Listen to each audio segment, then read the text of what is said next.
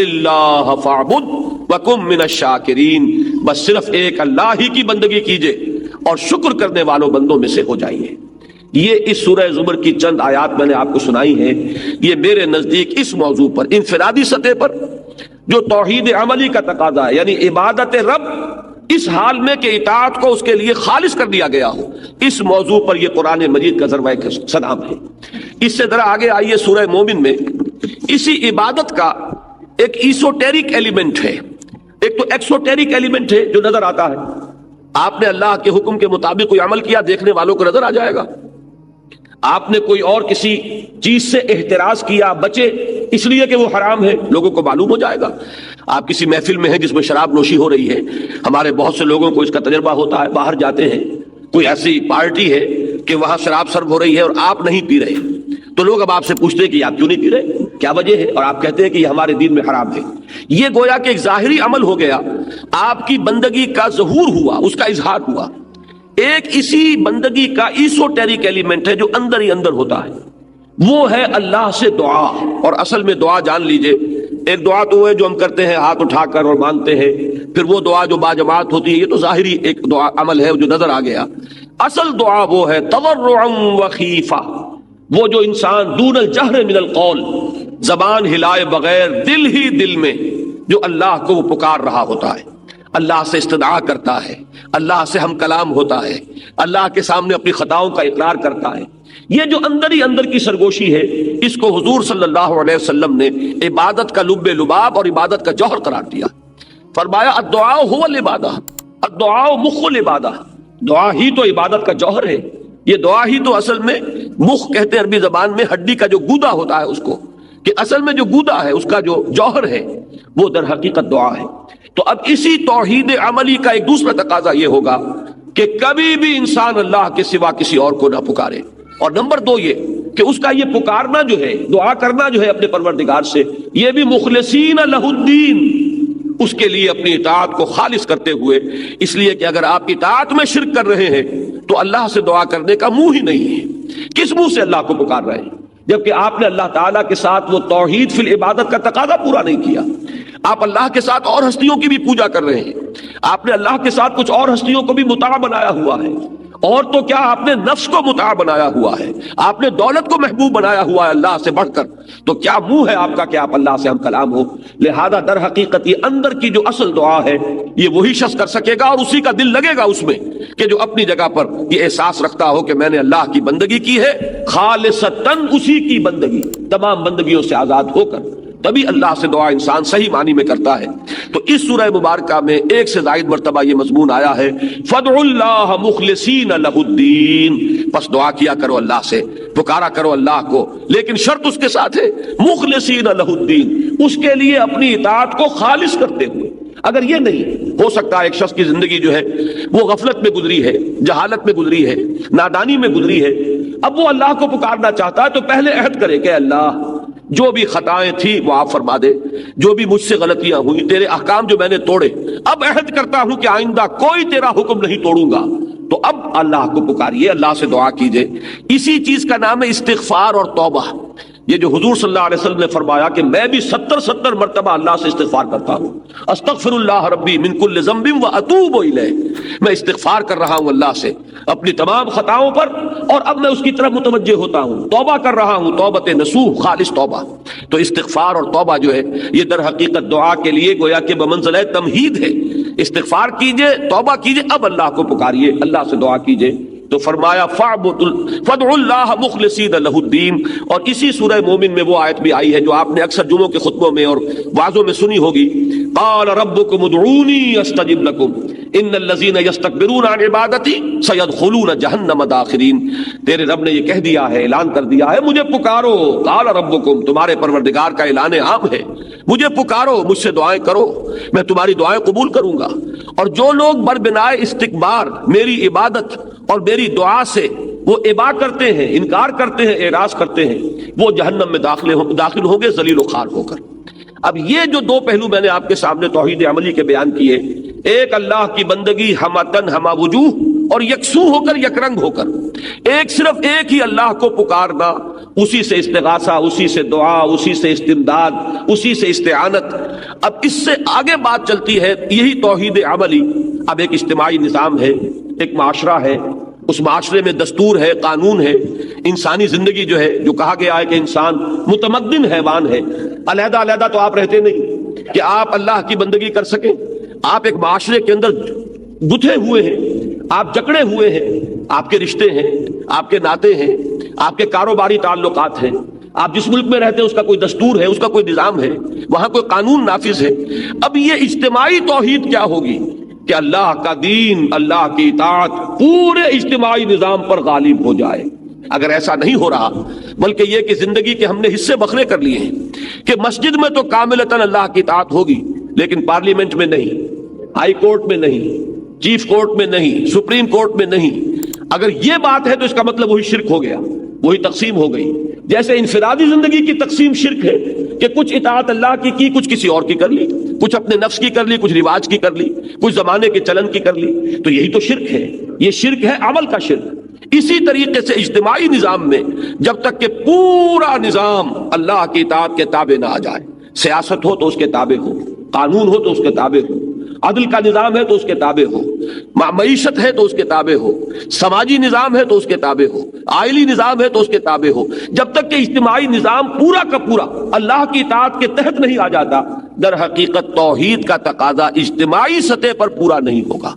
اسی کا نام ہے اقامت دین، اسی کا نام ہے تکبیر رب، اسی کا نام ہے اظہار و دین الحق علی الدین کلہ، پورے کے پورے نظام اطاعت پر اللہ کی اطاعت کو غالب کر دیا جائے۔ اسی کا نام ہے لیکون الدین کلہ للہ، کہ پورا کا پورا نظام اطاعت اللہ ہی کے تابع ہو جائے۔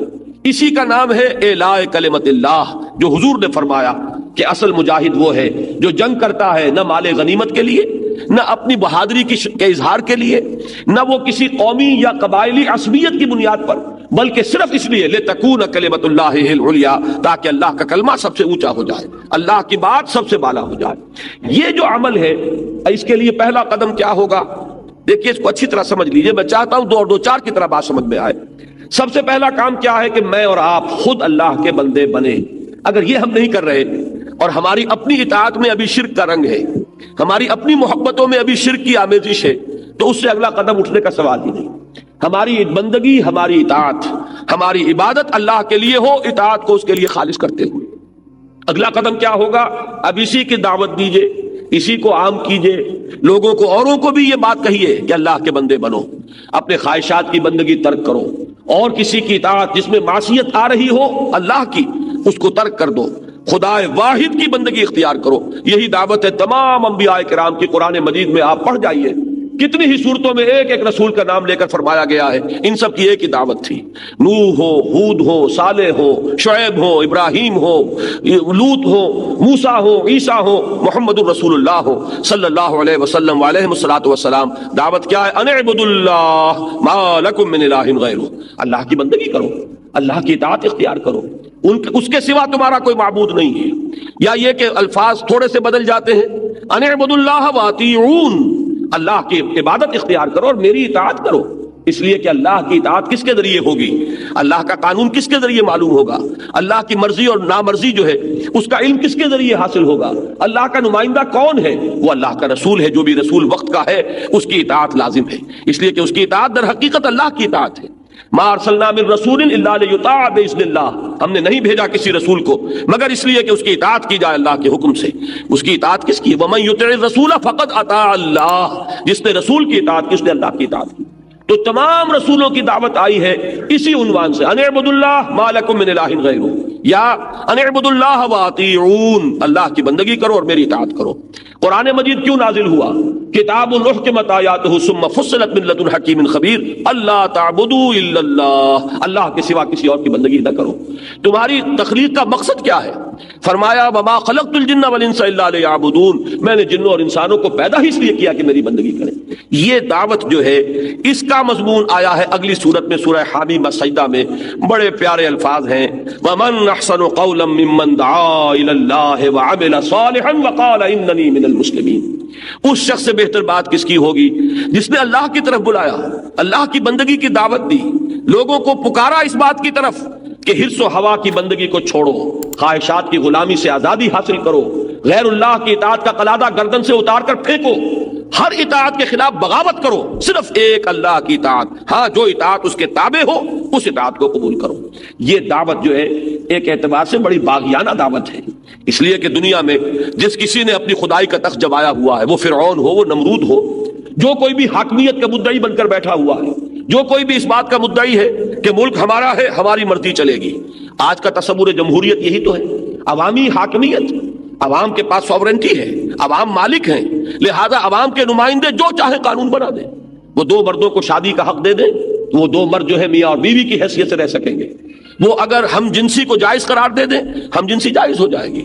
وہ شراب کو چاہے تو بند کر دیں، چاہے تو اس کو کھول دیں، جیسے کہ امریکہ میں ہوا کہ پروہیبیشن ایکٹ بھی انہوں نے پاس کیا، اور پھر اس کے لیے راستہ کھول دینے والا قانون وہ بھی انہی کا پاس کرتا ہے۔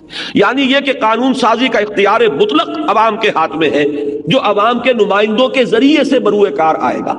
اگر یہ ہے تو یہ بھی بغاوت، اللہ سے بغاوت، اللہ کی حاکمیت کے خلاف اعلان جنگ۔ اب اس کے خلاف بغاوت یہ ہے دعوت بندگی رب، اللہ کے بندے بنو، ہر اطاعت سے، ہر غلامی سے، ہر چاہے وہ اپنے نفس کی ہو، اپنے خواہشات کی ہو، یا کسی مدعی حاکمیت کی ہو، جس کی بھی اطاعت اللہ کی اطاعت سے آزاد ہے، اس سے اپنے آپ کو آزاد کرو۔ اقبال نے اسی کو کہا تھا بڑے خوبصورت انداز میں، یہ ایک سجدہ جسے تو گراں سمجھتا ہے، ہزار سجدوں سے دیتا ہے آدمی کو نجات۔ صرف ایک اللہ کا بندہ بننا کتنی بندگیوں سے نجات دلانے والی شے ہے، لیکن اس کے لیے بڑی ہمت اور بڑی جرأت کی ضرورت ہے، بڑی استقامت کی ضرورت ہے۔ اسی لیے اسی سورہ حامیم السجدہ میں فرمایا ہے، ان الذین قالوا ربنا اللہ ثم استقاموا تتنزل علیہم الملائکۃ الا تخافوا ولا تحزنوا وابشروا بالجنۃ التي کنتم توعدون۔ جو لوگ یہ کہیں کہ ہمارا رب اللہ ہے، پھر اس پر جم جائیں، اس پر استقامت دکھائیں، اس پر وہ خم ٹھوک کر کھڑے ہو جائیں، اس کے خلاف کسی بات کو تسلیم کرنے کے لیے تیار نہ ہو، نہ اپنے نفس کی، نہ کسی اور کی، نہ داخل سے نہ خارج سے۔ تو یہ وہ لوگ ہیں جن پر فرشتوں کا نزول ہوتا ہے کہ نہ کوئی غم کھاؤ، نہ کوئی رنج اور افسوس کو قریب آنے دو، خوشیاں مناؤ اس جنت کی جس کا تم سے وعدہ کیا گیا تھا۔ یہ کون لوگ ہیں؟ شرط صرف ایک، جو یہ کہیں کہ ہمارا رب اللہ ہے، پھر اس پر جم جائیں۔ تو سورہ حامیم السجدہ کا مضمون ہے اب اس کی دعوت، بندگی رب کی دعوت۔ اب آئیے اس کے بعد یہ سورہ شورا، اس میں وہ مضمون آیا ہے کہ جو آپ کے پاس بھی یہ آیات ہیں، اب ان آیات کو سامنے رکھیے اور اس کے ایک ایک لفظ کے اوپر توجہ صرف کیجیے۔ ارشاد ہوتا ہے شرع لکم۔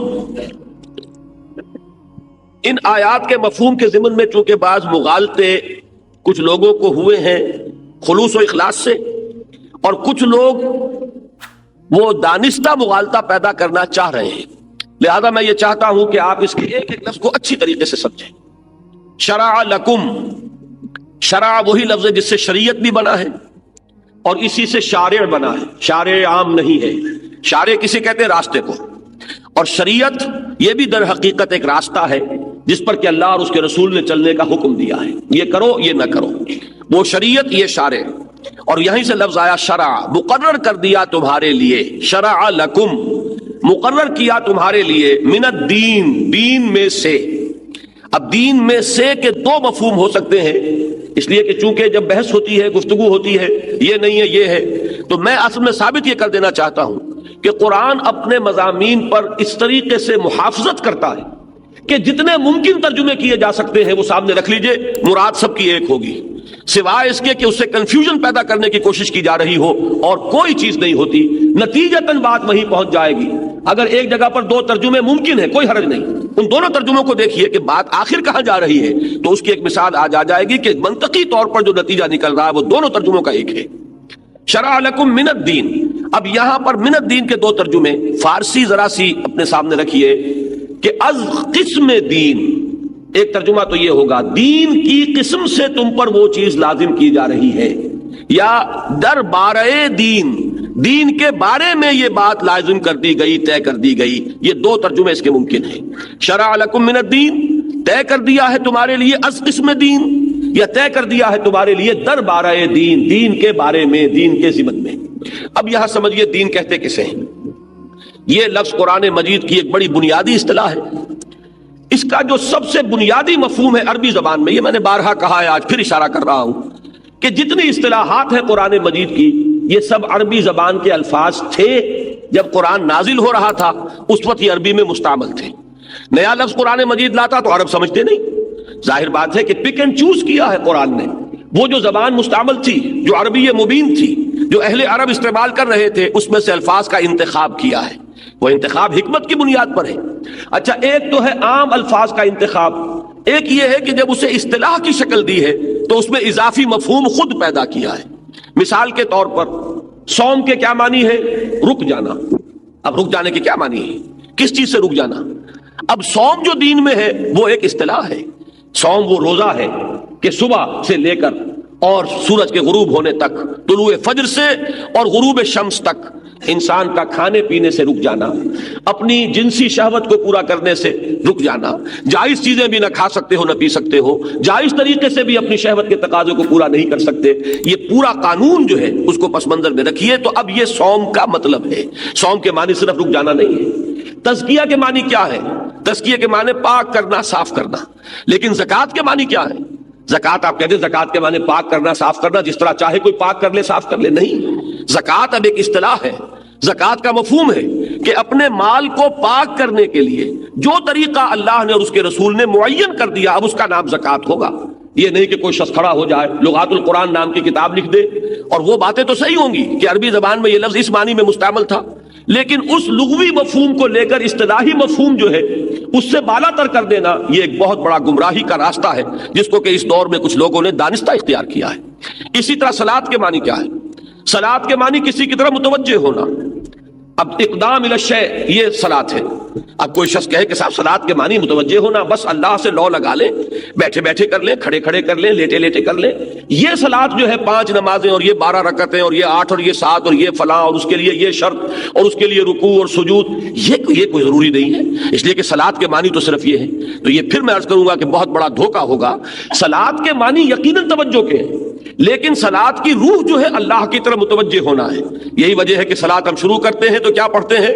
انی وجہت وجہی للذی فطر السماوات والارض حنیفا وما انا من المشرکین. میں نے اپنا رخ کر لیا اس ذات کی طرف جس نے آسمان اور زمین کو پیدا فرمایا یکسو ہو کر، اور میں اس کے ساتھ شرک کرنے والوں میں نہیں.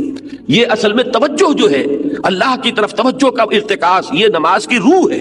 لیکن یہ صلاۃ کا نظام وہ ہوگا جو محمد رسول اللہ صلی اللہ علیہ وسلم نے معین کر دیا ہے. اسی طریقے سے دین، یہ جو لفظ ہے عربی زبان کا لفظ ہے، معنی کیا ہے؟ اس کے 2 مفہوم ہمیشہ سے چلے آ رہے تھے. ایک جزا و سزا، بدلہ، اور ایک اطاعت. جزا و سزا، بدلہ، اس معنی میں یہ قرآن مجید میں کثرت سے استعمال ہوا ہے. سب سے زیادہ اہمیت کے ساتھ سورہ فاتحہ میں مالک یوم الدین، کیا ترجمہ وہاں آپ کرتے ہیں؟ جزا و سزا کے دن کا مالک، جس دن کے طے ہو جائے گا کون ہے کہ جو اللہ کے ہاں کامیاب قرار پا رہا ہے اسے جزا ملے گی، کون ہے جو ناکام قرار پا رہا ہے جو مستوجب سزا ہے. تو جزا و سزا کا کے دن کا مالک یعنی مختار مطلق وہ ہے، اسی کے ہاتھ میں اختیار ہے، کوئی اور اس سے بالا تر اختیار رکھنے والا نہیں ہوگا. لمن الملک اليوم للہ الواحد القہار. اسی سے لفظ بنا ہے، حروف اصلی وہی ہے. دین کسے کہتے ہیں؟ دین قرض کو کہتے ہیں، اس لیے کہ قرض واپس آتا ہے. جیسے جزا یا سزا واپس آتی ہے، آپ نے کوئی عمل کیا، اس کا نتیجہ ہے، اس کا ریباؤنڈ ہے، اس کا در حقیقت یہ نتیجہ ہے جو آپ کو مل رہا ہے. اسی طریقے سے آپ نے کسی کو 100 روپیہ ہدیتاً دیا، وہ واپس نہیں آئے گا. کسی کو ہبہ کیا، واپس نہیں آئے گا. دین ہے، قرض ہے تو واپس آئے گا. تو دین میں اور دین میں صرف زیر اور زبر کا فرق ہے. اسی طریقے سے آتا ہے اطاعت کے معنی میں اور جزا و سزا کے معنی میں، کما تدین و تدان، جیسا کرو گے ویسا بھرو گے، تمہیں بدلہ مل کر رہے گا. جیسے آپ اردو میں کہتے ہیں جیسا کرو گے ویسا بھرو گے، کما تدین و تدان. یہ ہے اس کا ایک مفہوم کہ جس میں جزا اور سزا اور بدلہ یہ ایک اہم جز کی حیثیت سے شامل ہے. دوسرا کیا ہے؟ اطاعت. حضور نے فرمایا، بڑی پیاری حدیث ہے، کاش کہ یہ آپ لوگ یاد کر کے اٹھیں، الکیس من دان نفسہ وعمل لما بعد الموت. اصل میں ہوشیار آدمی، سمجھدار آدمی وہ ہے جو اپنے نفس کو اپنا مطیع بنا لے، اس کے اوپر غالب آ جائے. تو یہاں پر اطاعت کا مفہوم جو ہے اور قانون کا مفہوم کہ اسی کے مطابق اس سے عمل کروائے، یہ ہے در حقیقت اطاعت دین کا دوسرا مفہوم.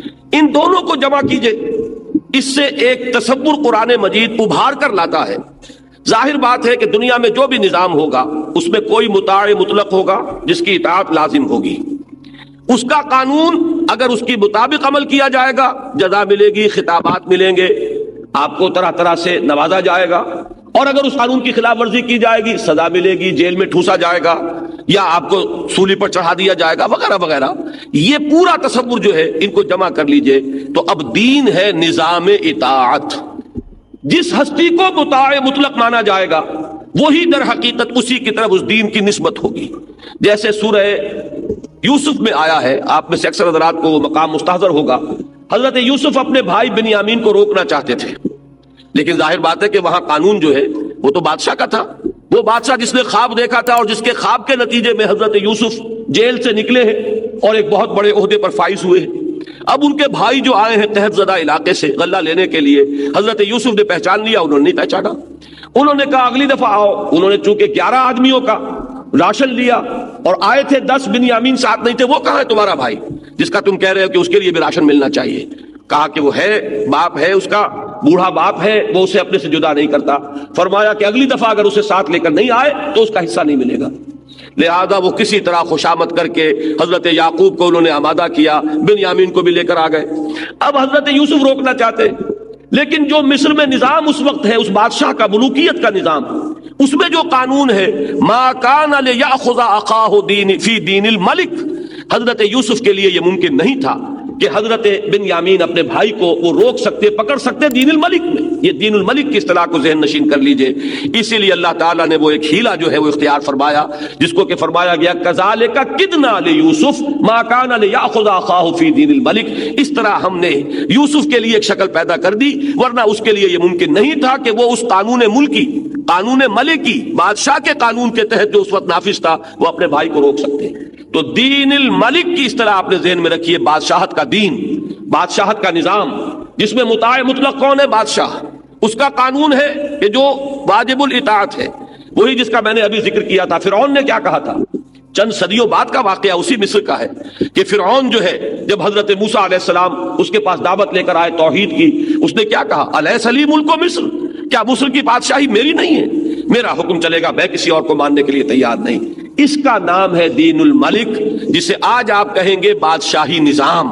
ایک ایسا نظام جس میں بادشاہ کے ہاتھ میں حاکمیت ہے، وہ مختار مطلق ہے، وہ جو چاہے قانون بنا دے، اس سے بالا تر ادارہ کوئی نہیں، وہ کسی کے سامنے جواب دہ نہیں، اس کی زبان سے نکلا ہوا ہر لفظ قانون کے درجے میں ہے۔ یہ نظام کیا ہوگا؟ دین الملک۔ اسی پر قیاس کیجئے آج کا نظام کیا ہے؟ یہ دین جمہور ہے، کہ یہاں حاکمیت جمہور کی ہے، ان سے بالا تر کوئی نہیں، ان سے اوپر کوئی نہیں، ان کا فیصلہ آخری ہے، ان کے نمائندے جو طے کر دیں گے وہ لازماً کتاب قانون کا جز بن جائے گا۔ یہ دین الجمہور ہے، اور اس سے بالا تر سب سے اعلیٰ نظام وہ دین اللہ ہے۔ دین اللہ کیا ہے؟ اللہ ہے مطاع حقیقی، اللہ ہے مالک حقیقی، اللہ ہے حاکم حقیقی، اللہ کے لیے حاکمیت ہے، سروری زیبا فقط اس ذات بے ہمتا کو ہے، حکمراں ہے ایک وہی، باقی بتان آزری، سارا نظام اس کے تابع آ جائے گا، یہ دین اللہ ہو جائے گا۔ تو فرمایا وہ دین جو ہے ہم نے تمہارے لیے وہی چیز مقرر کی ہے، شرع لکم من الدین ما وصى به نوحا، جس کی کہ وصیت کی تھی اللہ نے نوح کو، والذی اوحینا الیک، اور جس کی وحی کی ہے اے نبی ہم نے آپ کی طرف صلی اللہ علیہ وسلم، وما وصینا به ابراہیم و موسیٰ و عیسیٰ، اور جس کی وصیت ہم نے کی تھی ابراہیم کو اور موسیٰ کو اور عیسیٰ کو۔ یہاں تک رک کر ذرا توجہ کیجئے، اس سے ایک حقیقت سامنے آ گئی کہ ان پانچوں رسولوں کا دین ایک ہی ہے، دین میں کوئی فرق نہیں۔ آپ حیران ہوں گے کہ شریعت میں تو فرق ہے، کہیں تفصیلی احکام جو ہے ان میں تو تبدیلی ہوئی ہے۔ روزے کی جو شکل ہمارے ہاں ہے، یہود کے ہاں یہ نہیں تھی، بعض چیزیں اس میں زیادہ سختی کی تھیں، بعض نرمی کی تھیں۔ اس میں مثلاً یہ بھی تھا کہ آپ رات کو سو گئے تو روزہ شروع ہو گیا، سحری کا کوئی تصور نہیں، اب اگلی شام تک یہ روزہ چلے گا۔ اسی طریقے سے ان میں بعض روزے وہ بھی تھے کہ جن میں بولنے پر بھی پابندی تھی، جس کا کہ سورہ مریم میں ذکر ہے، انی نذرت للرحمن صوما فلن اکلم اليوم انسیا، میں نے ایک نظر مانی تھی رحمان کے لیے، ایک روزہ رکھنا تھا، وہ روزہ رکھا ہوا ہے تو میں بات نہیں کر سکتی کسی سے، اشارے میں یہ بات سمجھا دیجیے۔ تو صوم میں اضافی پابندی یہ بھی تھی، جبکہ ہمارے ہاں ایسا کوئی روزہ نہیں ہے کہ جس میں بولنے پر بھی پابندی ہو۔ تو شرعی احکام میں فرق ہوا ہے۔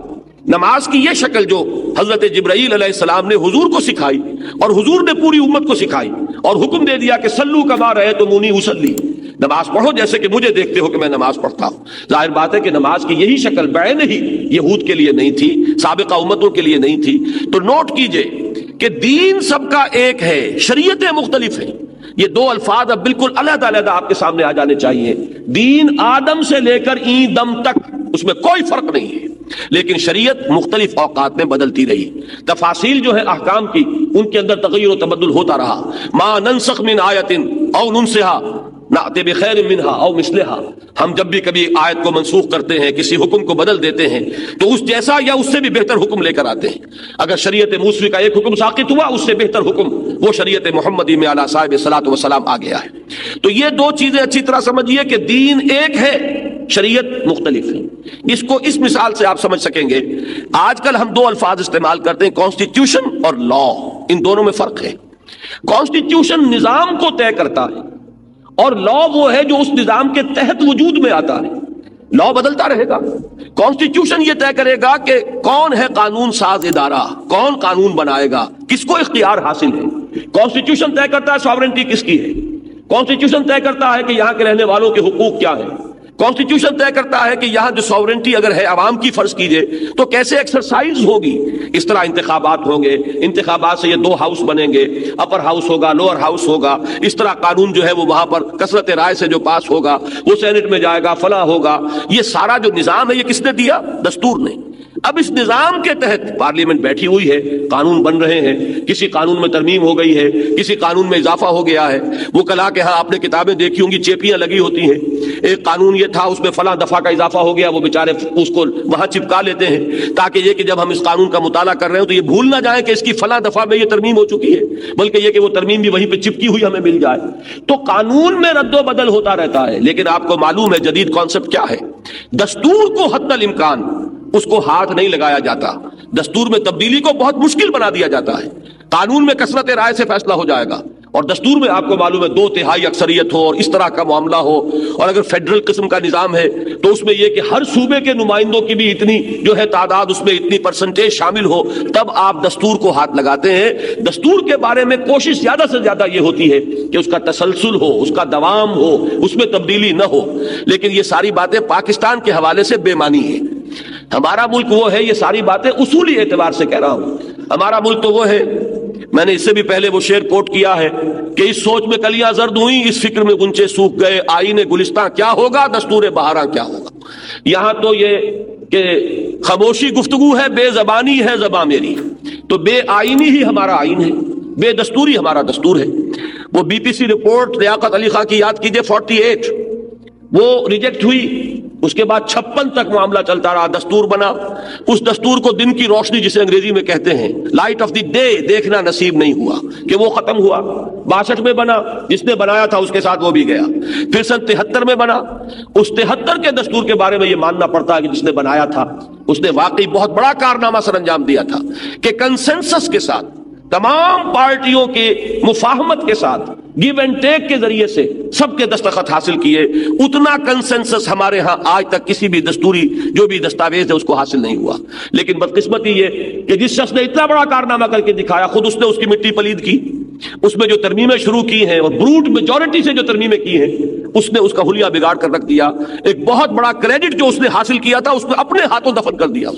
اور اس کے بعد سے جو کچھ ہو رہا ہے، یہ دستور، اب اس میں جو ترامیم ہوئی ہے، وہ اسمبلی تو ظاہر بات ہے کہ یہ اسمبلی کوئی متفق علیہ اسمبلی نہیں ہے. یہ اسمبلی وہ نہیں ہے کہ جس کے بارے میں یہ کہا جا سکے کہ کوئی اختلاف رائے نہیں ہے. جبکہ وہ اسمبلی وہ تھی جس الیکشن کے نتیجے میں وجود میں آئی تھی. اس کے بارے میں اور جو کچھ آپ کہیں، کسی نے آج تک یہ نہیں کہا کہ اس میں کوئی جانبداری ہوئی تھی یا اس میں کوئی دھن دھونس اور دھاندلی کا معاملہ ہوا تھا. اس سے ہمارا ملک دو لخت ہوا. جو ہوا وہ بری بات ہوئی، لیکن یہ کہ اس الیکشن پر کسی نے بھی حرف آج تک نہیں رکھا. اوپن الیکشن تھا اور تمام پارٹیوں کو اجازت تھی، سب نے کھل کر حصہ لیا تھا. بہرحال میں عرض یہ کر رہا تھا کہ ہمارے ملک میں تو دستور ہے ہی نہیں. اس اعتبار سے اس میری گفتگو کو آپ سمجھ نہیں پائیں گے. آپ اصولی سطح پر سوچئے کہ ایک دستور ہوتا ہے کسی ملک کا، اس میں ترمیم انتہائی مشکل کام بنا دی جاتی تاکہ نظام کا ایک تسلسل رہے. اس نظام کے تحت حکومت بنے، حکومت ختم ہو. اندرا گاندھی اگر ہاری تو اس کے تحت ہاری، جیتی تو اس کے تحت جیتی. یہ انہوں نے اس نظام کو اپنا برقرار رکھا. اور وہی بات ہے کہ جو آج ہم سے بہت آگے ہے وہ اس سطح سے کہ انہوں نے اپنا وہ نظام اتنا مستحکم رکھا ہوا ہے. یہ نہیں ہے کہ پرابلمز وہاں نہیں ہے. ہمارے ہاں صوبائیت ہے تو وہاں ہم سے بڑھ کر ہے. ہمارے ہاں تو مذہب کا مسئلہ تو نہیں ہے. وہاں تو آپ کو معلوم ہے کہ مذاہب کی کھچڑی ہے ہندوستان میں. جہاں جتنی زبانیں وہاں بولی جاتی ہیں، ہمارے ہاں تو 10واں حصہ بھی تعداد کے اعتبار سے زبانوں کا نہیں. مسائل بہت گمبھیر ہیں ان کے. اس کے باوجود وہ انہوں نے نظام ایسا بنایا ہے. میں کہا کرتا ہوں کہ شوک ایبزاربرز اتنے رکھ دیے ہیں اس کے اندر کہ بڑے سے بڑا ہنگامہ ہوتا ہے, ذرا سی وہ وائبریشنز ہوتی ہیں اور اس کے بعد پھر وہ معاملہ اس کے اندر ایڈجسٹ ہو جاتا ہے. یہ ہے دستور کا کام اصل میں, کہ ایک دستور ہے, اس دستور کی پٹری پر اس ملک کی گاڑی چل رہی ہے. البتہ اس دستور کے تحت جو قانون سازی کا نظام بنا دیا گیا, اس میں اب قانون جو ہے اس میں ترمیم ہو سکتی ہے, نئے قانون بن سکتے ہیں. اسی طریقے سے جان لیجئے اللہ کا دین ہمیشہ سے ایک ہے. دین کیا ہے؟ حاکمیت اللہ کی, اسی کی اطاعت پر نظام قائم ہوگا, رسول اس کا نمائندہ ہے, جو کچھ وہ فرمائے گا وہ ماننا ہوگا, اس کی اطاعت لازم ہوگی. یہ ہے دستور. اب اس کے تحت ظاہر بات ہے کہ موسیٰ آئے, انہوں نے حکم دیا, انہوں نے جو حکم دیا اب وہ دین اللہ کا وہ ورشن ہوگا کہ جو وہاں پر نافذ ہوگا. اور جب حضرت محمد صلی اللہ علیہ وسلم تشریف لائے, آپ نے وہ واقعہ سنا ہوگا کہ ایک موقع پر حضرت عمر کسی معاملے میں غالباً آرگو کر رہے تھے کسی مسئلے پر, اور تورات اٹھا کر لے آئے. حضور سے گفتگو کرتے ہوئے تورات پڑھ رہے ہیں, تو حضور کے چہرے پر ناگواری کے آثار ہوئے. حضرت ابو بکر موجود تھے, وہ دیکھ رہے ہیں حضرت عمر تو اپنے پڑھنے میں لگے ہوئے, تورات پڑھ کر سنا رہے ہیں حضور کو. حضور کے چہرے پر شدید ناگواری اور شدید غضبناکی کے آثار دیکھ کر حضرت ابو بکر نے فرمایا, عمر کیا ہو گیا ہے تمہیں, تم دیکھتے نہیں ہو نبی اکرم صلی اللہ علیہ وسلم کے چہرے کو کہ آپ کی کیفیت کیا ہے؟ اب جو انہوں نے اٹھا کر دیکھا, حضور کا غضبناک چہرہ دیکھا, تو بار بار اب جملے دہرائے, رضیت باللہ ربا وبمحمد رسولا وبالاسلام دینا, رضیت باللہ ربا وبمحمد رسولا وبالاسلام دینا, کہ کوئی میرے اندر سرکشی نہیں ہے, میں راضی ہوں اس پر کہ اللہ میرا رب ہے, محمد رسول ہے صلی اللہ علیہ وسلم, اسلام میرا دین ہے. تب حضور کا وہ غصہ فرو ہوا اور آپ نے فرمایا کہ اے عمر, اگر موسیٰ خود بھی اس وقت زندہ ہوتے تو انہیں میری پیروی کرنی ہوتی. تو ظاہر بات ہے کہ جب ان کو میری پیروی کرنی ہوتی تو ان کی کسی بات کو دلیل کے طور پر میرے سامنے کیسے پیش کیا جا سکتا ہے؟ یعنی یہ کہ رسول اب محمد ہے صلی اللہ علیہ وسلم, تو نمائندے کون ہیں؟ اللہ کے, حضور ہیں. اب ان کا حکم ہوگا جو نافذ ہوگا. آپ سے پہلے حضرت موسیٰ کی شریعت تھی, وہ نافذ العمل تھی. تو یہ شریعتیں بدلی ہیں, دین ایک رہا ہے. یہ بات میں چاہتا ہوں کہ اچھی طرح سمجھ لیں. آدم کا دین, نوح کا دین, ابراہیم کا دین, ہود کا دین, صالح کا دین, لوط کا دین, اور موسیٰ کا دین, عیسیٰ کا دین اور محمد کا دین صلی اللہ علیہ وسلم وعلیہ الصلوۃ والسلام, وہ ایک ہے. اس میں قطعاً کوئی فرق نہیں. وہ دین کیا ہے؟ حاکم مطلق اللہ, اس کا نمائندہ اللہ کا رسول, اس کی ہدایت کے مطابق پورا نظام بنے گا. میں نے بارہا عرض کیا ہے کہ ہمارے ہاں جو دستوری خاکے بنے ہیں ان میں اس کا تقاضا ایک دفعہ کی صورت میں ہمیشہ پورا کیا گیا. No legislation will be done repugnant to the Quran and the Sunnah. بس یہی دستور ہے, یہی دین ہے. کوئی قانون سازی اللہ اور اس کے رسول کے, اس کی سنت کے خلاف نہیں کی جا سکے گی. یہی ہے کہ اگر 100% اس کو آپ نافذ کر دیں تو یہ ہے دین اللہ. تو فرمایا شرع لکم من الدین ما وصى به نوحا والذی اوحینا الیک وما وصینا به ابراہیم وموسیٰ وعیسیٰ. اب آیا ہے وہ اصل میں کانٹے کا لفظ, ان اقیموا الدین ولا تتفرقوا فیہ, کہ قائم کرو دین کو اور اس کے بارے میں متفرق نہ ہو جاؤ. اب دیکھیے میں نے جو عرض کیا تھا دو ترجمے, کہ دین تمہارے لیے وہی مقرر کیا گیا جو ان پانچوں کا دین ہے. اگر یہ مفہوم لیں گے کہ از قسم دین وہی دین تمہارے لیے ہے, تو یہاں پر خطاب ہو جائے گا ان اقیموا الدین, کس سے؟ مسلمانوں سے. یہ دین جو چلا آ رہا ہے نوح سے لے کر اور محمد تک ایک ہی دین ہے. اے مسلمانوں, تمہارے ذمہ یہ ہے کہ اسے قائم کرو, اسے نافذ کرو, اس کو بالفعل برپا کرو. اور اگر یہ لیا جائے کہ دربارہ دین جو چیز ان پر تھی وہی اے مسلمانوں تم پر فرض ہے, کہ نوح کے ذمہ بھی یہی بات تھی کہ دین کو قائم کرو, ابراہیم کے ذمہ بھی یہی بات تھی کہ دین کو قائم کرو, موسیٰ کے ذمہ بھی یہی بات تھی کہ دین کو قائم کرو, عیسیٰ کے ذمہ بھی یہی بات تھی کہ دین کو قائم کرو. آج وہی فرض زمانے کے اس مرور کے ساتھ اے مسلمانوں, وہ مقدس فرض اب آج تمہارے کندھوں پر آ گیا ہے. شرع لکم من الدین ما وصى به نوحا والذی اوحینا الیک وما وصینا به ابراہیم وموسیٰ وعیسیٰ ان اقیموا الدین ولا تتفرقوا فیہ. دونوں ترجموں کے اعتبار سے مراد میں قطعاً کوئی ایک بال برابر فرق نہیں. یہ چیز قطعی طور پر ثابت ہو گئی کہ مسلمانوں کے ذمے ہے اس دین کو قائم کرنا. یہ دین دیکھیے نا, اللہ کی حاکمیت وہ رکھی رہ جائے ایک طرف, اور آپ صرف نماز روزہ پڑھ کر یہ سمجھیں کہ اللہ کا دین قائم ہو گیا, تو یہ تو بہت بڑی سادہ لوحی ہے. اللہ کی حاکمیت تسلیم نہ کی جا رہی ہو, اللہ کا قانون نافذ نہ ہو, اللہ کی شریعت جو ہے اس کے مطابق معاملات طے نہ ہو رہے ہوں. یہ جو فرمایا گیا ہے سورہ مائدہ میں 3 دفعہ, من لم يحكم بما انزل الله فاولئك هم الكافرون ومن لم يحكم بما انزل الله فاولئك هم الفاسقون ومن لم يحكم بما انزل الله فاولئك هم الظالمون. جو اللہ کی اتاری ہوئی شریعت کے مطابق فیصلے نہیں کرتے وہی تو فاسق ہیں، وہی تو ظالم ہیں، وہی تو کافر ہیں۔ یہی انداز ہے بالکل علامہ اقبال کے اس شعر کا جو میں سنا چکا ہوں کہ بتوں سے تجھ کو امید ہے خدا سے نومیدی، مجھے بتا تو صحیح اور کافری کیا ہے؟ تم نے اللہ کی شریعت کو پسے پش ڈالا، اپنی مرضی سے قانون بنائے، اور اس سے بڑا کفر کیا ہوگا؟ تم نے اللہ کی اتھارٹی کو چیلنج کیا، اس کی حاکمیت کا انکار کیا، تم خود مدعی بن کر آئے حاکمیت کے کہ ہمیں اختیار ہے کہ جو چاہے قانون بنا دے۔ اس سے بڑی بغاوت اللہ کی جناب میں کیا ہوگی؟ اور اس کا کفارہ تم چند سجدوں کے ذریعے سے اللہ کو ٹرخانا چاہتے ہو، چند سجدے کر کے اور چند روزے رکھ کر تم سمجھتے ہو کہ کفارہ ادا ہو جائے گا۔ یہ بغاوت عمومی جو پوری زندگی میں ہے، ظہر الفساد فی البر والبحر بما کسبت ایدی الناس، یہ بغاوت تو بحر و بر کے اندر پھیلی ہوئی ہے، چھائی ہوئی ہے، اور تم چند سجدوں سے اور چند روزوں سے یہ سمجھو کہ تم کفارہ ادا کر دے گے، تو یہ سادہ لوحی ہے، اس کے سوا کچھ نہیں۔ یخادعون اللہ والذین آمنوا وما یخدعون الا انفسهم، یہ دھوکہ دینے کی کوشش کر رہے ہیں اللہ کو اور اہل ایمان کو، مگر نہیں دھوکہ دے رہے سوائے اپنے آپ کے اور کسی کو۔ یہ ہے اصل میں ان اقیم الدین، کہ قائم کرو دین کو۔ اس میں بھی کچھ لوگوں نے اس دور میں آ کر باتیں کرنی شروع کی ہیں، میں چاہتا ہوں اس کو بھی اچھی طرح سمجھ لیں۔ قام یقوم کے معنی کھڑا ہونا، اور اقام یقیم کھڑا کرنا۔ بعض حضرات نے ترجمہ کیا، وہ ترجمہ صحیح ہے کہ قائم رکھو دین کو، میں نے کہا قائم کرو دین کو۔ دونوں ترجمے 100% درست، مراد ایک ہی ہے، اس کو بھی جان لیجئے تاکہ اس معاملے میں کوئی شخص آپ کو مغالطے میں مبتلا نہ کر سکے۔ دیکھیے مثال ہے خیمے کی، خیمہ اگر کھڑا ہے تو کھڑا رکھا جاتا ہے، آندھی آ رہی ہے اس کے کھوٹے مضبوط کرو، رسی دیکھو کوئی کمزور تو نہیں۔ یہ بھی ہو سکتا ہے کہ جب جھکڑ آ رہا ہو تو آپ رسیوں کو پکڑ کر کھڑے ہو جائیں، آپ بانسوں کو پکڑ کر کھڑے ہو جائیں کہ خیمہ گرنے نہ پائے۔ یہ کیا ہے؟ خیمے کو قائم رکھنا، اس لیے کہ کھڑا ہے۔ اور اگر خیمہ گر جائے تو سیدھی بات کیا ہوگی؟ اب رکھیں گے کس چیز کو؟ وہ تو گر چکا۔ اب ترجمہ ہوگا قائم کرو، اس خیمے کو قائم کرو اور پھر قائم رکھو۔ یہ دو چیزیں ہیں کہ جن میں مفہوم کے اعتبار سے، مراد کے اعتبار سے کوئی فرق نہیں، یہ صرف ماحول کے اعتبار سے فرق ہوگا۔ فرض کیجئے کوئی شخص پیدا ہوا ہے خلافت راشدہ میں، دین قائم تھا کہ نہیں؟ اب وہ قائم کرے گا کس چیز کو؟ دین تو قائم ہے، اب اس کا فرض کیا ہوگا؟ دین کو قائم رکھو۔ جو کام کیا حضرت ابو بکر صدیق نے، آندھیاں آئی تھی کہ نہیں آئی تھی؟ یہ جو مرتد ہوئے، ارتداد کی ایک آندھی آئی، مانعین زکوٰۃ کی آندھی آئی، یہ نئی نبوتوں کے دعوے دار جو ہے ایک جھکڑ بن کر اٹھے، یہ سب کس لیے اٹھے تھے؟ کہ وہ دین جو قائم کر دیا تھا محمد رسول اللہ صلی اللہ علیہ وسلم نے 23 برس کی محنت شاقہ کے نتیجے میں، جو پورے نظام زندگی کے اوپر اللہ کی اطاعت غالب کر دی تھی، اب وہ چاہتے تھے کہ کسی طریقے سے اس خیمے کو گرا دیں، اس دین کو پھر زمین بوس کر دیں، یہ دین پھر پامال ہو جائے۔ وہ جو حالی نے کہا ہے کہ پستی کا کوئی حد سے گزر نہ دیکھے، اسلام کا گر کر نہ ابھر نہ دیکھے، مانے نہ کبھی کہ بد ہے ہر جزر کے بعد، دریا کا ہمارے جو اتر نہ دیکھے، تو کوششیں ہوئی کہ نہیں ہوئی؟ اس وقت حضرت ابو بکر کی وہ آہنی عظیمت تھی کہ جو اس دین کو قائم رکھنے کے لیے سامنے آ گئی ہے، اور کیسی ان کی وہ عظیمت تھی کہ حضرت عمر جیسے لوگوں کے پاؤں بھی اس وقت جو ہے ان کے اندر لرزہ طاری ہو گیا تھا۔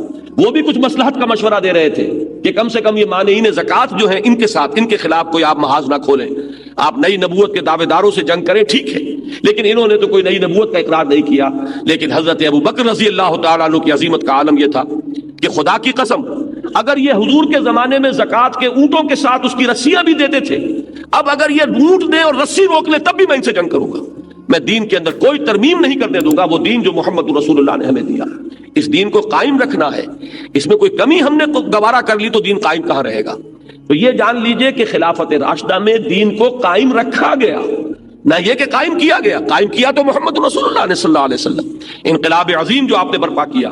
اب اس کے بعد جو ہے جو آج ہمارا حال ہے، وہ جو ابھی میں حال ہی کی زبان سے اپنا حال آپ کو سنا چکا ہوں، وہ کیا ہے؟ دین جو ہے زمین بوس، پامال، دنیا کے اندر کہیں وہ دین جو ہے اپنے ایک نظام زندگی کے حصے سے کھڑا نہیں ہے، اجزاء ہے، کہیں پر یہ ہے کہ نماز روزہ ہی ہے، کہیں یہ کہ چور کا ہاتھ کاٹ ڈالنا بھی ہے، اس سے آگے نہیں، پورا نظام حکومت، پورا نظام معیشت، یہ جو ہے وہ دین کے تابع نہیں ہے، تو وہ دین ایک کل کی حیثیت سے کہیں بھی نہیں۔ آج ضرورت اس بات کی ہوگی کہ اس دین کو قائم کیا جائے، اور قائم کرنے کے بعد پھر اس کو قائم رکھا جائے۔ تو ان اقیم الدین، دیکھیے جب نماز کھڑی ہو جاتی آپ کیا کہتے ہیں؟ قد قامت الصلاۃ، نماز کھڑی ہو گئی، اور اقیم الصلاۃ، نماز کو قائم کرو۔ یہی بات یہاں ہے، ان اقیم الدین، وہ دین جو تمہیں دیا گیا، وہی دین جو عیسیٰ کا، موسیٰ کا، ابراہیم کا، نوح کا، وہی دین محمد کا ہے صلی اللہ علیہ وسلم۔ اب اس دین کو قائم کرنا اے مسلمانوں تمہاری ذمہ داری ہے۔ अन अकीमुद्दीन वला ततफर्रकू फीह, इसमें भी नोट कीजिए ततफर्रकू का अगर फीह का लफ्ज ना आए तो इसका तर्जुमा कुछ और होगा। वला ततफर्रकू, मुतफर्रिक ना हो जाओ, तफरके में मुब्तला ना हो जाओ, अलहदा अलहदा ग्रुप्स ना बन जाओ। लेकिन ततफर्रकू फीह, इस दीन के बारे में मुतफर्रिक ना हो। ये दीन एक वहदत है, इसकी वहदत को बरकरार रखो। इस दीन का मामला जो हो गया है आज हमारे माशरे के अंदर, इकबाल के वो दो अशार हैं जो उसकी सही ताबीर करते हैं कि उड़ाए कुछ वरक लाले ने, कुछ नरगिस ने, कुछ गुल ने, चमन में हर तरफ बिखरी हुई है दास्तां मेरी। ये जो दीन के हिस्से बखरे कर लिए गए, दीन के टुकड़े टुकड़े कर लिए गए, इसी को कहा गया अल्लज़ीना फर्रकू दीनहुम, वो लोग के जिन्होंने अपने दीन को फाड़ डाला है, दीन के टुकड़े कर दिए। फर्क किसे कहते हैं? फर्रकू, तफरीक, अलग अलग कर देना। दीन के अज्जा कर दिए हैं, दीन के टुकड़े कर दिए हैं। दीन एक ऑर्गेनिक होल है, ये एक हयातियाती इकाई है, ये नाकाबिल तकसीम वहदत है, इसके किसी जुज को दूसरे जुज से अलग नहीं किया जा सकता। और ये तो अपने आप को पेश करता है टेक इट और लीव इट। कबूल करना है तो पूरे दीन को कबूल करो, और अगर कबूल नहीं है तो दफा हो जाओ। इसमें परसेंटेज के ऊपर मामला नहीं होगा कि 100% दीन अगर पसंद नहीं है तो चलो 50% कबूल कर लो, 50% कबूल नहीं है 33 पर ही 5% हो जाएगा परसेंटेज, तो किसी तरीके से 33% कबूल कर लो। ये मामला यहां नहीं चलेगा। यहां तो फिजियोलॉजी का ऑल और नन लॉ, या तो होगा तो कुल का कुल होगा, और अगर कुल नहीं है तो फिर बिल्कुल नहीं। ये नहीं है कि दीन को आप कोई हिस्से बखरे करके और उसकी कोई फीसद निकाल कर जो है अपने आप को मुतमईन कर लें। ये है अकीमुद्दीन वला ततफर्रकू फी, दीन को कायम करो और उसके बारे में तब मुतफर्रिक ना हो जाओ। तुम्हें यकजहती के साथ उस कामिल दीन को कायम करने के लिए बुनियाद मरसूस बनना है। ये है वो बात। देखिए अच्छी तरह समझ लीजिए, ये मक्की सूरत है, सूरह शूरा। अभी वो जो चीजें फिर इसी की शरह है वो ये कि अल्लाह को तो पसंद है अपने वो बंदे जो उसकी राह में जंग करते हैं, ऐसे जैसे सीसा पिलाई हुई दीवार को। इन्नल्लाह युहिब्बुल लज़ीना युक़ातिलूना फ़ी सबीलिही सफ़्फ़न कअन्नहुम बुनियानुम मरसूस। असल में ये चीजें हैं, ये हैं बीज जिससे कि वो दरख्त वजूद में आए हैं जो आपको मक्की मदनी सूरतों के अंदर नजर आते हैं। यहाँ चूंकि ये मक्की दौर है और मेरा अंदाजा ये है कि ये 7वां 8वां साल जो है मक्की दौर का, वही के आगाज के बाद वो जमाना है सूरह शूरा के नुज़ूल का। तो फरमाया कि उस दीन को कायम करना है मुसलमानों, तुम्हारी जिम्मेदारी है। ये दीन अल्लाह की एक बहुत बड़ी अमानत और अल्लाह के एक बहुत बड़े फजल और करम का मजहर बनकर तुम्हें दिया गया है।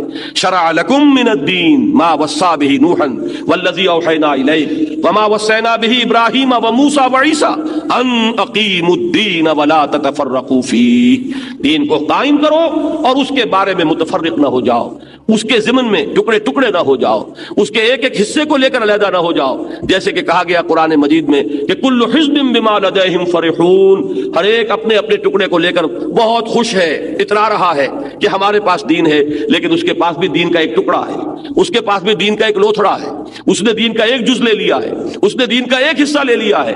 हालांकि दीन दर हकीकत जब तकसीम हो जाता है, आपको मालूम है कि हयातियाती वहदत उसे कहते हैं जिसमें तकसीम का अमल नहीं हो सकता। एक हैवान को दो टुकड़े कर देंगे, न ये हैवान रहेगा न वो हैवान रहेगा। हाँ, अगर कोई सोने की डली है उसको दो टुकड़े कर दीजिए, ये भी सोना वो भी सोना। लेकिन जो लिविंग मैटर है, हयातियाती वहदत ये है कि उसके टुकड़े नहीं हो सकते। वो रहेगा तो एक वहदत की हैसियत से रहेगा। जब वो हैवान को आपने टुकड़े कर दिया, अब वो भी न वो हैवान है न ये हैवान है, दोनों मुर्दा है, हैवानात की फेहरिस्त से खारिज हो गए। इसी तरह दीन के जब टुकड़े हो जाते हैं वो दीन नहीं रहता, वो कोई और शय बन जाती है। जाहिर बात है टुकड़ा तो उसी का है, वही उसी हैवान के वो दस्तियां हैं और उसी की रानें हैं, लेकिन वो हैवान नहीं है, वो हैवान खत्म हुआ। इसी तरह जब दीन के टुकड़े हो जाएंगे, नजर तो आ रहा होगा कि ये भी दीन है, ये नमाज भी दीन है और रोजा भी दीन है और हज भी दीन है और ज़कात भी दीन है, लेकिन ये अज्जा उसके ये दस्तो बाजू काट कर अलहदा कर दिए गए हैं। वो दीन एक हयातियाती वहदत की हैसियत से मौजूद नहीं है। लिहाजा इन ये बेमानी रिचुअल्स बनकर रह गए हैं, ये रसूमात बनकर रह गई हैं जिनमें वो रूह नहीं है। रह गई रस्म अज़ा रूह बेलाली न रही और फलसफा रह गया तलकीन गजाली न रही। वो शक्लें रह गई हैं, मुख्तलिफ आमाल की सूरतें रह गई हैं, उन्होंने रस्मों की शक्ल इख्तियार कर ली है, वो रिचुअल्स बनकर रह गए हैं। वो रूह कहाँ रही? कितने लोग हैं जो सजदा कर रहे हैं, लेकिन इकबाल के उस शेर को याद कीजिए, वो सजदा रूह ज़मीं जिससे कांप जाती थी, उसी को आज तरसते हैं बिंबरो मेहराब। एक सजदा वो है जो अल्लाह का बंदा कर रहा हो। इन्नी अब्दुल्लाह, वो जब सजदा करता है जमीन थर्राती है। ये वो शख्स है कि जिसने वाक़अतन अपने आप को अल्लाह का बंदा बना लिया है, जो हर गुलामी से अपने आप को आजाद कराने के बाद एक मर्द हुर बनकर अल्लाह के सामने झुक रहा है। وہ سجدہ کچھ اور شے ہے، اور یہ سجدہ جو ہم کر رہے ہیں اس کے اندر چونکہ وہ روح باطنی موجود نہیں رہی، وہ ایک ریچول اور رسم کی شکل بن گئی ہے، لہذا اس میں وہ تاثیر نہیں ہے۔ اس کا یہ مطلب نہ لیجئے گا کہ میں اس سجدے کی نفی کر رہا ہوں، یہ ایک ہوگا مفہوم مخالف۔ میں جو کہہ رہا ہوں وہ یہ کہ ان ریچولز کو برقرار رکھیے، اس میں وہ روح پیدا کیجئے، اس میں وہ وحدت پیدا کیجئے۔ یہ نہیں کہہ رہا ہوں کہ چونکہ وہ روح نہیں رہی ہے لہذا ان کو بھی تج دیجئے، ان کو چھوڑ دیجئے، یہ در حقیقت اس کا منفی مفہوم ہوگا جو اگر کوئی شخص نکالے گا تو وہ اس کے اپنے ذہن کی پیداوار ہے، میرا مفہوم وہ نہیں ہے۔ میں یہ بتا رہا ہوں کہ یہ کمی ہے، اس کمی کو پورا کیجئے۔ ان اقیم الدین ولا تتفرقوا فی، اس آیت کا جو بقیہ ٹکڑا ہے اس کو سمجھنے کے لیے ذرا جو پس منظر تھا عرب میں جب کہ یہ قرآن اتر رہا تھا اس کو ذہن میں لائیے۔ حضور کو مکے میں دعوت دیتے ہوئے 8 برس بیت گئے، فرض کیجئے 8 7 9، بہرحال یہ جو حضور کا قیام مکہ کا دور ہے اس کا نصف آخر جو ہے اس زمانے میں یہ نازل ہوئی ہے۔ اب حضور صلی اللہ علیہ وسلم کی اپنی ایک ذہنی اور نفسیاتی کیفیت ہے جو آپ کو ان الفاظ کے بین السطور نظر آئے گی۔ حضور سوچتے ہیں کہ کیا وجہ ہے کہ میری یہ دعوت جو ہے لوگ قبول نہیں کر رہے؟ کیا یہ دعوت خلاف فطرت ہے؟ نہیں۔ کیا یہ دعوت خلاف عقل ہے؟ توحید کی دعوت؟ نہیں۔ کیا میری طرف سے کوئی کمی رہ گئی ہے؟ نہیں۔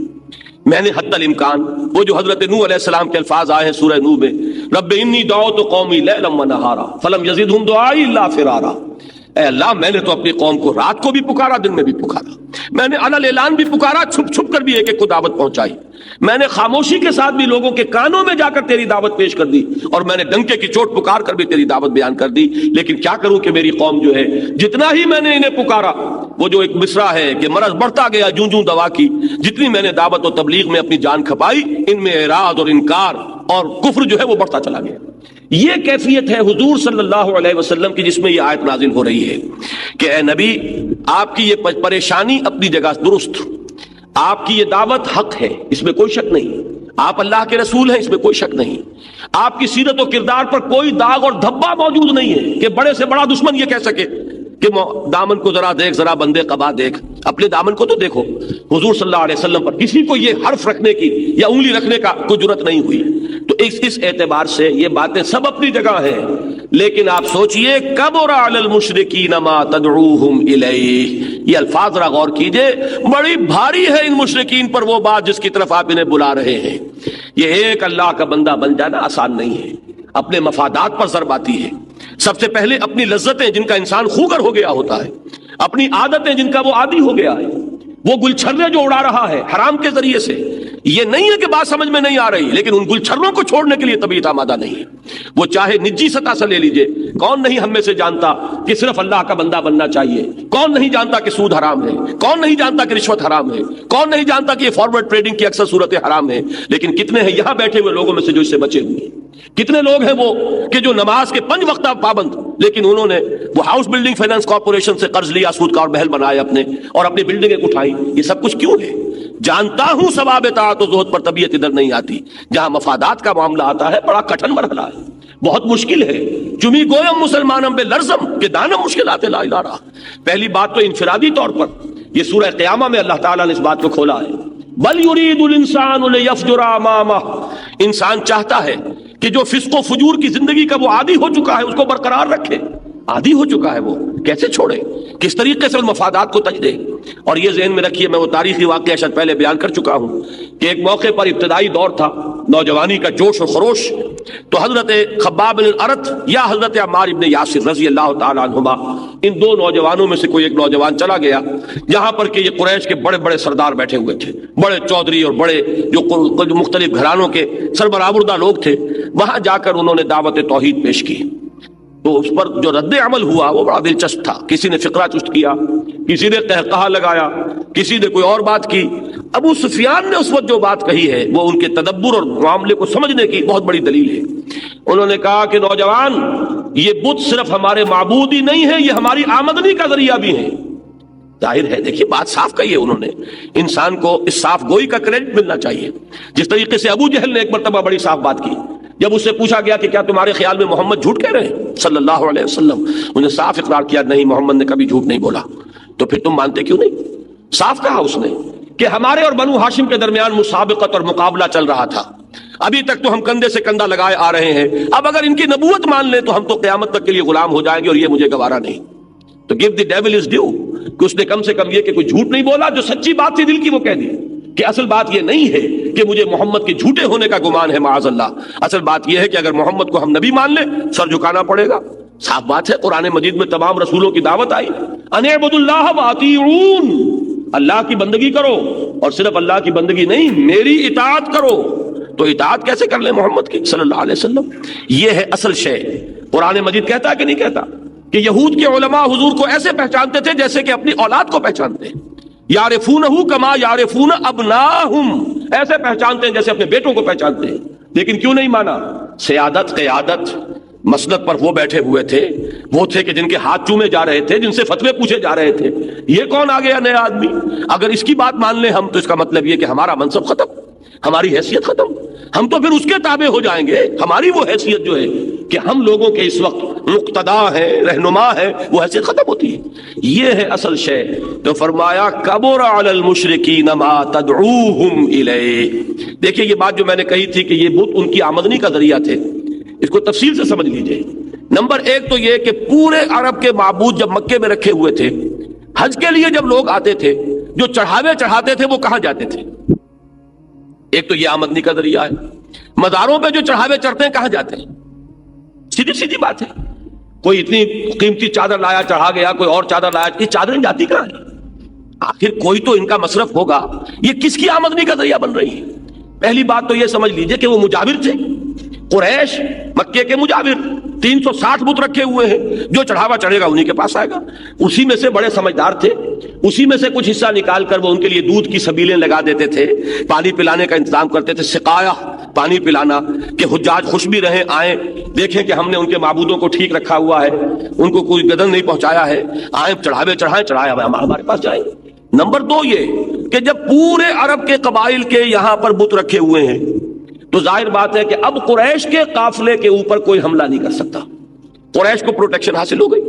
ایسٹ ویسٹ ٹریڈ جو تھی اس میں لنک رہے مستقل طور پر قریش، اس لیے کہ کسی اور قبیلے کا قافلہ بچ کر نہیں جا سکتا اور قریش کے قافلے پر آنچ نہیں آ سکتی، اس لیے کہ قریش کے قافلے کو لوٹیں گے تو ان کے پاس ان کے خدا جو ہیں وہ بیٹھ رکھے ہوئے ہیں ہاسٹیجز کی حیثیت سے، وہ ان کی گردن نہیں مروڑ دیں گے، لہذا ان کی وجہ سے ان کے قافلوں کو وہ امن حاصل تھا۔ قرآن مجید نے اسی لیے کہا ہے کہ تمہیں اس گھر کی وجہ سے امن حاصل ہوا تھا، فَلْيَعْبُدُوا رَبَّ هَٰذَا الْبَيْتِ الَّذِي أَطْعَمَهُم مِّن جُوعٍ وَآمَنَهُم مِّن خَوْفٍ۔ تم نے اس کو بتوں کے ساتھ وابستہ کر دیا۔ اگر بتوں کے ساتھ وابستہ نہ کرتے تب بھی حاجی یہاں آتے۔ اور یہ حج کا معاملہ جو ہے ذہن میں رکھیے، مکے والوں کی اس میں معاش کا بھی اللہ تعالیٰ نے بندوبست کیا تھا، کہ ظاہر بات ہے حضرت اسماعیل علیہ السلام نے جب اپنی اولاد کو وہاں، بلکہ حضرت ابراہیم نے جب یہ کہا کہ رب انی اسکنت من ذریتی بواد غیر ذی زرع عند بیتک المحرم ربنا لیقیموا الصلاۃ، پروردگار میں نے اپنی نسل کو ایک شاخ جو ہے اس کو یہاں پہ آباد کر دیا ہے تیرے گھر کے پاس تاکہ وہ نماز کے نظام کو قائم رکھیں۔ تو اب فجعل افئدۃ الناس تهوی الیہم، اب لوگوں کے دلوں کو ان کی طرف مائل کر دے، لوگ یہاں آئیں اور ان کو ثمرات کے ذریعے سے وہ رزق پہنچا، وہ رزق آج تک وہاں پہنچ رہا ہے۔ جب بت نہیں تھے تب بھی وہ رزق آ رہا تھا، لیکن اس وقت صورت یہ بن گئی تھی کہ بظاہر وہ رزق بتوں سے وابستہ ہو گیا تھا، کہ مختلف قبائل کے لوگ اپنے اپنے بتوں کو پوجنے کے لیے، یاترا کے لیے آتے ہیں، چڑھاوے چڑھاتے ہیں، حالانکہ یہ تو گھر ہے اصل میں، کہ جس گھر کو کہ اللہ تعالیٰ نے مرکز بنایا تھا۔ جب یہاں بت نہیں تھے تب بھی یہاں ثمرات آ رہے تھے، ثمرات کل شیء یجبا الیہ ثمرات کل شیء، اور اس کے بعد جب حضور نے بتوں سے صاف کر دیا تو کیا اس کے بعد وہ ثمرات کل شیء وہاں نہیں آتے رہے؟ لیکن اس وقت جو چیز نظر آ رہی تھی بظاہر وہ کیا تھی کہ ان بتوں کے حوالے سے ہماری آمدنی ہے، ان بتوں کی وجہ سے ہمیں عرب کے اندر قیادت اور سیادت کا منصب حاصل ہے، تو ہم کیسے چھوڑ دیں؟ یہ ہے وہ بات جو یہاں فرمائی کہ اے نبی، نہ آپ کی دعوت خلاف عقل، نہ آپ کی دعوت خلاف فطرت، نہ آپ کے اپنی محنت میں کوئی کسر، نہ آپ نے جو کچھ کیا ہے اس میں کوئی بھی پہلو جو ہے ایسا رہ گیا ہے کہ جس میں کسی اصلاح کی ضرورت ہو۔ آپ نے جان اپنی مار دی، بلکہ روکا گیا کہ کیا آپ اپنے آپ کو ہلاک کر لیں گے اس غم کے اندر کہ یہ ایمان نہیں لا رہے۔ اے نبی، آپ ہلکان نہ کیجئے اپنے آپ کو، لعلک باخع نفسک الا یکونوا مؤمنین۔ اصل بات کیا ہے؟ کبر علی المشرکین ما تدعوہم الیہ۔ اس بات کو سمجھ لیجئے، جس بات کی طرف آپ ان مشرکین کو بلا رہے ہیں وہ ان پر بہت بھاری ہے۔ فرمایا اللہ یجتبی الیہ من یشاء ویہدی الیہ من ینیب۔ جان لیجئے کہ ان مشرکین میں سے تو اللہ تعالیٰ جس کو چاہے گا کھینچ لے گا. اجتبا یجتبی، کھینچ لینا، پسند کر لینا، جس کو اللہ چاہے گا چن لے گا، اور جس کے اندر طلب ہدایت ہوگی اسے بالآخر ہدایت دے دے گا. یہ آیت کا یہ ٹکڑا آخری، اگرچہ میرے اصل مضمون سے اقامت دین سے اس کا کوئی براہ راست تعلق نہیں ہے، لیکن قرآن مجید میں بڑے جو حکیمانہ مضامین ہیں وہ اس طریقے سے آ جاتے ہیں ضمنی طور پر. مضمون بنیادی طور پر کوئی اور چل رہا ہے، لیکن حکمت کا کوئی موتی ہے کہ جو اس کے ساتھ ضمنی طور پر جو ہے ٹانک دیا گیا ہے اس کے حسن کے لیے. تو دیکھیے یہ دو راستے ہیں لوگوں کے حق کی طرف آنے کے. اگر تو کسی شخص کے اپنے دل میں حق کی طلب ہے، ہدایت کا وہ طالب ہے، تو آج نہیں تو کل اسے ہدایت مل کر رہے گی. یہ اللہ کا وعدہ ہے.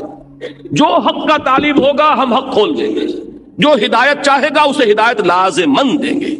اور بعض اوقات ایسا بھی ہوتا ہے کہ کسی کی طبیعت میں خود کوئی حق کی طرف، ہدایت کی طرف میلان نہیں ہوتا، لیکن اللہ اسے پکڑ کر کھینچ لیتے ہیں زبردستی. یہ دو راستے جو ہیں ان کو یوں سمجھیے کہ ایک ابو بکر تھے رضی اللہ تعالی عنہ، طبیعت میں پہلے سے نیکی ہے، طبیعت کے اندر شرک سے اجتناب ہے، توحید تک خود پہنچ چکے ہیں. اب ان کے لیے تو کوئی بات ہی نہیں تھی، جیسے ہی حضور نے اپنی نبوت کا اظہار کیا فوراً ایمان لے آئے.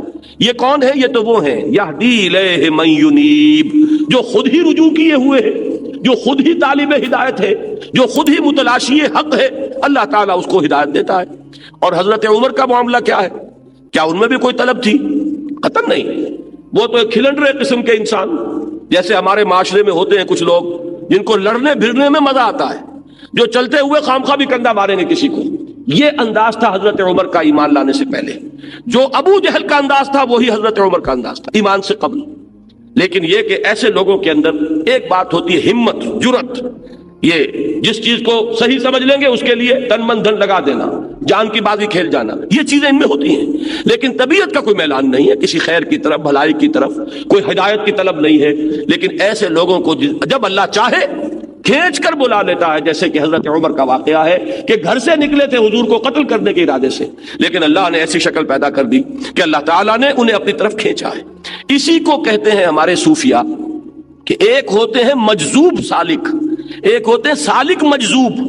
سالک مجذوب وہ ہے جو چلتے چلتے چلتے چلتے خود آ رہا ہے اور پھر اللہ تعالیٰ بھی ہاتھ پکڑ کر اور ہدایت کے راستے پر لے آتا ہے. ایک وہ مجذوب سالک ہے جسے پہلے اللہ نے کھینچا اور کھینچ کر پھر رفتہ رفتہ ساری تربیت بھی دی اور سلوک بھی طے کرایا. تو یہ دو مزاج آپ کو انسانوں میں ہمیشہ ملیں گے. ایک وہ اللہ یجتبی الیہ من یشاء، یہ تو اب اللہ کی مرضی ہے، جس کو چاہے وہ کھینچ لے، جس کو چاہے اپنی طرف بلا لے، جس کا چاہے دل جو ہے، دل تو انسانوں کے اللہ کی انگلی کے مابین ہے. تمام لوگوں کے دل بین اصبع الرحمن، رحمان کی دو انگلیوں کے مابین ہیں، جس کا چاہا پھیر دیا. اسی لیے دعائیں ہیں، یہ مسنون دعائیں ہیں. اللہم صرف قلوبنا الی طاعتک، اللہم ثبت قلوبنا علی دینک. اے اللہ ہمارے دلوں کو اپنے دین پر جمائے رکھ، اے اللہ ہمارے دلوں کو پھیر دے اپنی اطاعت کی طرف. تو یہ دل جو ہے اللہ کی انگلیوں میں ہے، جس کا دل چاہے وہ پھیر دے. یہ ہے وہ جو مجذوب سالک ہے جو یہاں پر بیان کیا گیا، اللہ یجتبی الیہ من یشاء. اور دوسرا وہ ہے جو خود حق کا طالب، ہدایت کا متلاشی چل کر آ رہا ہے، تو اس کا تو حق ہے کہ اس کے لیے دروازہ کھولا جائے. وہ آ کر دستک دے رہا ہے، اس کے لیے دروازہ کھولا جائے. یہ ہے وَيَهْدِي إِلَيْهِ مَن يُنِيبُ. اب ذرا ذہن میں رکھیے، جب حضور اقامت دین کی اس دعوت کو لے کر کھڑے ہوئے ہیں، اس وقت عرب میں دو قسم کے لوگ تھے. ایک تو یہ مشرکین تھے جو ضل ضلالا بعیدا کا مصداق تھے، دوسرے اہل کتاب تھے.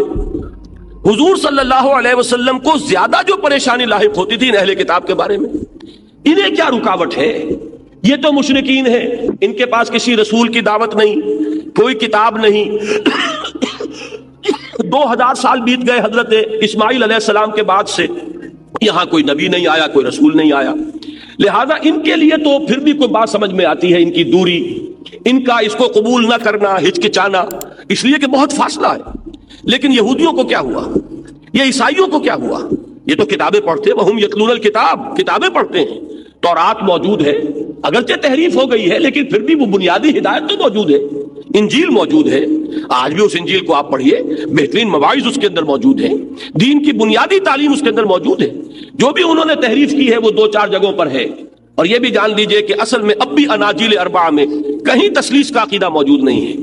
اب بھی کہیں پر بھی یہ کفارے کا عقیدہ ان میں موجود نہیں ہے. یہ تسلیس اور کفارے کے سارے عقیدے جو ہیں وہ جو پال کے لیٹرز ہیں ان کے اندر ہیں. واقعی یہ کہ وہ اناجیل اربع اب بھی اس سے پاک ہے. کچھ ذو معنی قسم کے جملے تو ہیں جس سے یہ مفہوم بھی نکالا جا سکے وہ بھی نکالا جا سکے، لیکن صراحت کے ساتھ تسلیس کا عقیدہ ان اناجیل اربع میں آج بھی موجود نہیں. تو سوچئے کہ حضور کو جو سب سے زیادہ تشویش ہوتی تھی وہ ان مشرکین سے بھی بڑھ کر ان کے بارے میں کہ انہیں تو فوراً بڑھ کر قبول کرنا چاہیے تھا، یہ تو ان کے اپنے گھر کی بات ہے. قرآن موسیٰ کا ذکر کر رہا ہے، کتنے ادب سے، کتنے احترام سے، کتنی تعظیم سے. موسیٰ کی زندگی کے حالات پر قرآن مجید کا 1/13 حصہ حضرت موسیٰ کے حالات پر مشتمل ہے. یہ جو قصص القرآن کتاب لکھی مولانا میں نام بھول رہا ہوں، کوئی صاحب شاید بتا سکے، بہرحال حفظ الرحمان سہاروی رحمت اللہ علیہ، قصص القرآن، انہوں نے ایک کام بڑا عجیب کیا ہے. ہر رسول یا نبی جس کا ذکر لائے ہیں اس میں پہلے بتا دیا ہے کہ قرآن مجید میں کہاں کہاں ان کا ذکر ہے اور آیات گنتی کر کے ٹوٹل آیات کتنی ہیں جو ان کے حالات پر قرآن مجید میں مشتمل ہیں. چنانچہ حضرت موسیٰ علیہ السلام کے حالات پر قرآن مجید میں 555 آیات ہیں، 6500 آیات ہیں کل، اس سے ذرا کچھ اوپر 6666 بھی کہتے ہیں. بہرحال وہ چونکہ کچھ تعداد آیات میں تھوڑا سا فرق ہے، آیت بسم اللہ کو ہر مرتبہ کاؤنٹ کیا جائے یا نہ کاؤنٹ کیا جائے، 113 مرتبہ جو سورتوں کے آغاز میں لکھی ہوئی ہے ہر مرتبہ گنیں گے تو 113 کی تعداد بڑھ جائے گی، نہیں گنیں گے تو گھٹ جائے گی. لیکن یہ کہ 6500 آیات، اس میں سے 550 آیات حضرت موسیٰ کی، تو 1/13 آف قرآن حضرت موسیٰ کے ذکر پر مشتمل ہے. پھر ان کو کیا مصیبت ہوئی ہے کہ یہ ایمان نہیں لا رہے؟ حضرت عیسیٰ علیہ السلام کی جو عظمت قرآن نے بیان کی ہے اس کے بعد پھر یہ عیسائی کیوں ایمان نہیں لا رہے؟ تورات کی تصدیق قرآن کر رہا ہے کہ تورات اللہ کی کتاب تھی، انجیل کی تصدیق کرتا ہے قرآن کہ انجیل اللہ کی کتاب تھی. تورات کے بارے میں تسلیم کر رہا ہے قرآن فیہا ھدی و نور، اس میں ہدایت بھی تھی، نور بھی تھا. انجیل کے بارے میں قرآن کہتا ہے فیہ ھدی و نور، اس میں ہدایت بھی تھی، نور بھی تھا. پھر ان کو کیا رکاوٹ ہے؟ اب اس کا بیان کیا ہے. یہ میں ابھی تعویل خیاس بیان کر رہا ہوں، تعویل عام جو اس وقت ہمارے حالات میں ان آیات کی جو رہنمائی ہے وہ بعد میں عرض کروں گا. وہ مشرکین مکہ، ان کے بارے میں تو فرما دیا کہ ان کے لیے تو بہت ہی بھاری ہے اے محمد صلی اللہ علیہ وسلم آپ کی دعوت کو ماننا. آپ کو ہلکا نظر آ رہا ہے، آپ اپنے اوپر قیاس کر رہے ہیں.